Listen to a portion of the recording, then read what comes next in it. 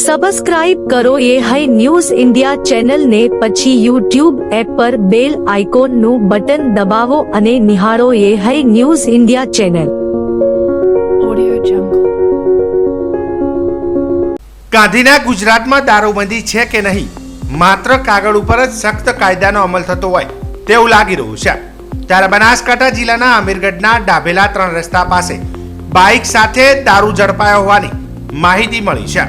જેમાં પ્રાપ્ત માહિતી અનુસાર અમીરગઢ પોલીસ કોમ્બિંગ નાઇટ પેટ્રોલિંગમાં હતી। તે દરમિયાન ખાનગી રાહે બાતમીના આધારે વોચ ગોઠવી હતી, જેના આધારે હોન્ડા કંપનીની શાઇન બાઇકમાં દારૂ ઝડપાયો હતો। જો કે પોલીસ છે તેવું જણાતા ડાભેલા 3 રસ્તા પાસેથી વિદેશી દારૂ તેમજ બાઇક મૂકી 2 ઈસમો ફરાર થયા હતા। જો કે બાઇકની તપાસ કરતા બિયર બોટલ નંગ 174 તેમજ બાઇક મળી કુલ કિંમત ₹65,170 નો મુદ્દામાલ કબજે કર્યો હતો। જો કે બાઇક મૂકી બંને ફરાર ઈસમો સામે અમીરગઢ પોલીસે આગળની કાર્યવાહી હાથ ધરી છે।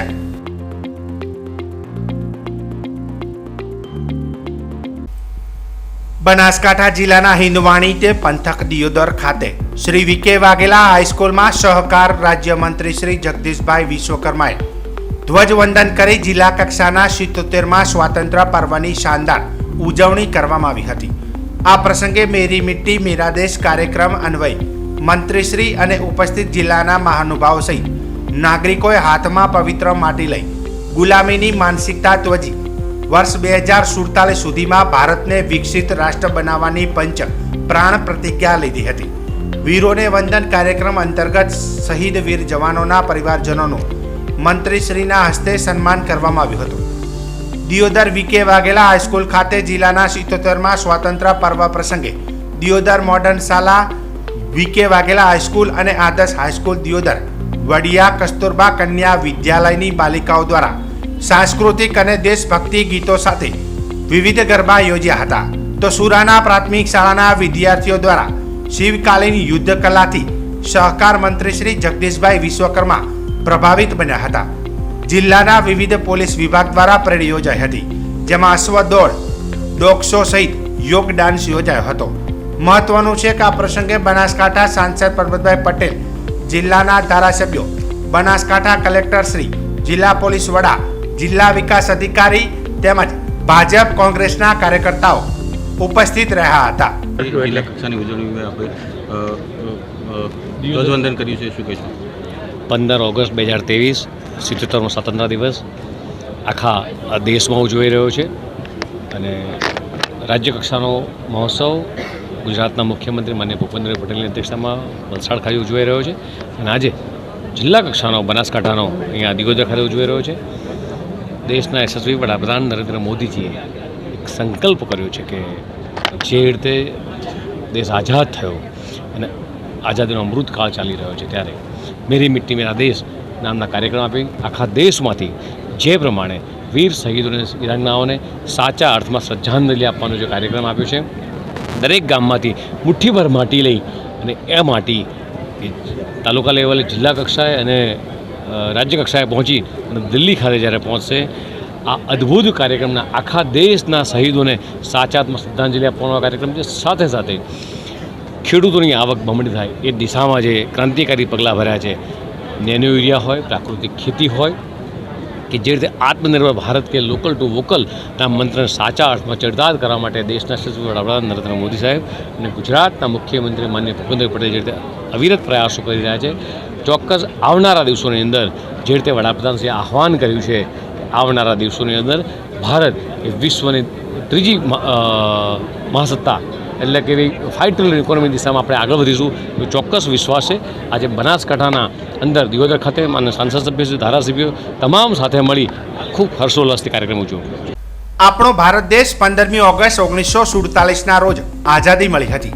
આ વર્ષે એટલે કે 2023માં ભારત આઝાદીના 76 વર્ષ પૂર્ણ કરશે અને આ વર્ષે 2023માં દેશ 77મો સ્વાતંત્ર્ય દિવસ મનાવી રહ્યો છે।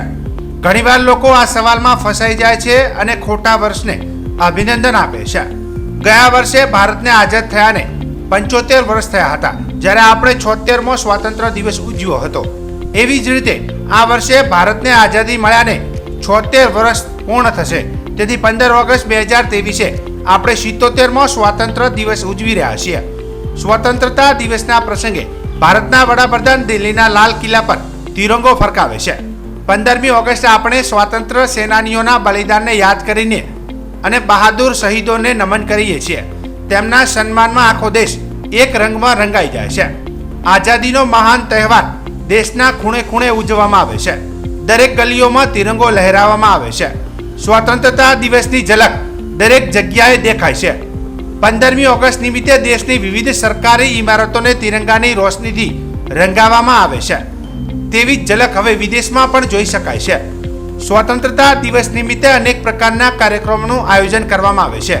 તે જ સમયે 15મી ઓગસ્ટની પૂર્વ સંધ્યાએ રાષ્ટ્રપતિ રાષ્ટ્રને સંબોધિત કરે છે। ત્યારે આજે ધાનેરામાં તાલુકા લેવલનો નેનાવા ખાતે કાર્યક્રમ યોજાયો હતો, જેમાં ધાનેરા નગરપાલિકાના ગ્રાઉન્ડમાં ચીફ ઓફિસર રૂડાભાઈ રબારીએ ધ્વજવંદન કર્યું હતું અને દેશના શહીદોને યાદ કર્યા હતા। ધાનેરામાં પણ તાલુકા પંચાયત, બીબી પારેખ હાઈસ્કૂલ તેમજ અનેક સ્થળો પર કાર્યક્રમ યોજાયો હતો, જ્યારે ધાનેરાના હર ઘર પર ધ્વજ ફરકાવવામાં આવતા ધાનેરાની રોનક દેશભક્તિ રંગે રંગાયેલી જોવા મળી હતી। આજે 15મી ઓગસ્ટ 2023 એટલે કે આઝાદીનો 77મો દિવસ 76મા વર્ષમાં પ્રવેશ કર્યો અને આઝાદીનો અમૃતકાળ એટલે કે સમગ્ર વર્ષમાં 75મા આઝાદી દિન દિવસે અમૃતકાળ તરીકે ઉજવાતું એ વર્ષ આજે પૂરું થયું અને હવે નેક્સ્ટ સ્ટેપ તરીકે આપણે આઝાદીના 100 વર્ષ એટલે કે 2047 સુધીમાં ભારતને વિશ્વગુરુ બનાવવા માટેની જે આદરણીય વડાપ્રધાનશ્રીની નેમ હતી એને જે વડાપ્રધાનશ્રીએ પંચ પ્રાણ પ્રતિજ્ઞા અપાવી હતી એ એક દિશામાં આપણે સૌએ પ્રયત્ન કરવાના રહેશે અને 2047 સુધીમાં સમગ્ર દેશ વિશ્વગુરુ બને એવી વડાપ્રધાનશ્રીની નેમને આપણે સાકાર કરવા માટેના પ્રયત્નો કરીએ। બનાસકાંઠા જિલ્લાના વાવ તાલુકાના માળકા ગામ ખાતે આવેલી માળકા પગાર કેન્દ્ર પ્રાથમિક શાળા ખાતે 15મી ઓગસ્ટને લઈને બનાસકાંઠા જિલ્લા ભાજપના શિક્ષણ સેલના સહકન્વીનર ભગવાનભાઈ વ્યાસના અધ્યક્ષસ્થાને સ્વતંત્રતા પર્વની ઉજવણી કરવામાં આવી હતી, જેમાં તિરંગો ફરકાવી સલામી આપી હતી।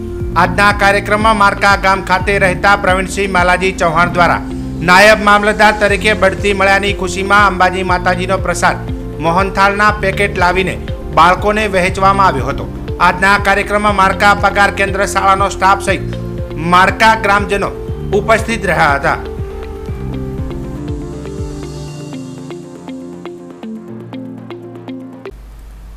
બનાસકાંઠા જિલ્લાના વાવ તાલુકા સ્વાતંત્ર્ય પર્વની ઉજવણીનો તાલુકા કક્ષાનો કાર્યક્રમ માવસરી ખાતે યોજવામાં આવ્યો હતો, જેમાં વાવ મામલતદાર કૃણાલ વાઘેલાની ઉપસ્થિતિમાં ધ્વજવંદન કાર્યક્રમ યોજી તિરંગો ફરકાવી સલામી આપી કાર્યક્રમને ખુલ્લો મૂકવામાં આવ્યો હતો।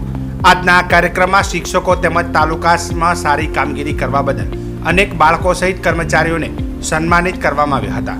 આ કાર્યક્રમમાં Mavsari sarpanch Prakashbhai Vyas, circle police inspector KB Patel Tharad વિભાગ, Mavsari PSI PN Sonara, Mavsari police staff અને વાવ પોલીસ સ્ટાફ સહિત તાલુકા વહીવટી તંત્ર અને માવસરી સ્થાનિક આગેવાનો સહિત લોકો બહોળી સંખ્યામાં હાજર રહ્યા હતા।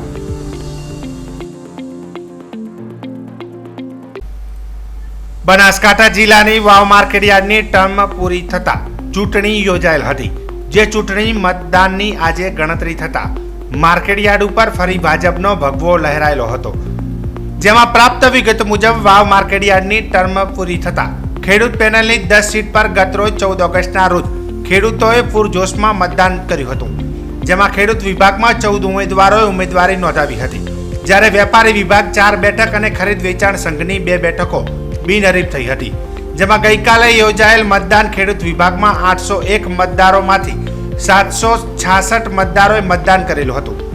ગઈકાલે થયેલ મતદાનની આજે વાવ માર્કેટયાર્ડ ખાતે ગણતરી કરવામાં આવેલી હતી, જેમાં આજે સવારથી જ મતગણતરી સ્થળે મોટી સંખ્યામાં સમર્થકો ઉમટી પડ્યા હતા, જેમાં ભાજપ પ્રેરિત 10 ઉમેદવારોનો વિજય થયેલો હતો, જેમાં સૌથી વધુ મત ચૌધરી કાનજીભાઈ ખેમાભાઈ ફાંગડીને મળ્યા હતા, જ્યારે અપક્ષના તમામ ઉમેદવારોનો કારમો પરાજય થયો હતો।